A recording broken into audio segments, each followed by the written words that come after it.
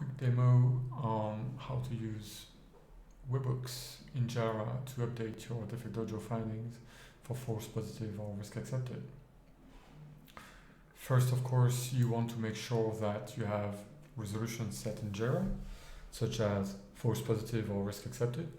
This can be whatever names you want, whatever strings. You could have several of them if you want, and you could map as many as you want to a false positive status in Dojo or a risk accepted one.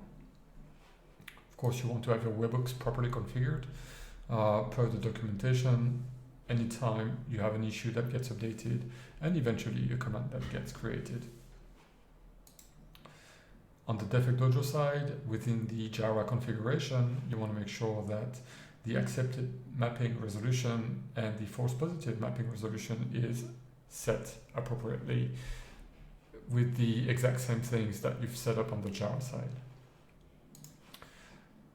Now down to an actual finding. So let's first push this finding to JIRA so that we have something to work with.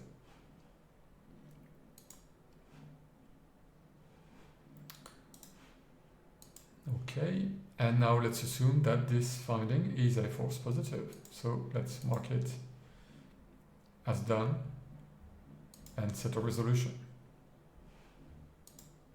False positive. Now the finding status in DefectDojo should reflect the false positive state that we've just set in JIRA. This works.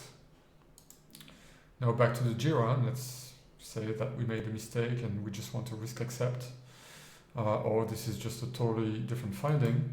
For the purpose of the demo, let's keep the same one and let's mark it as risk accepted. Set the resolution.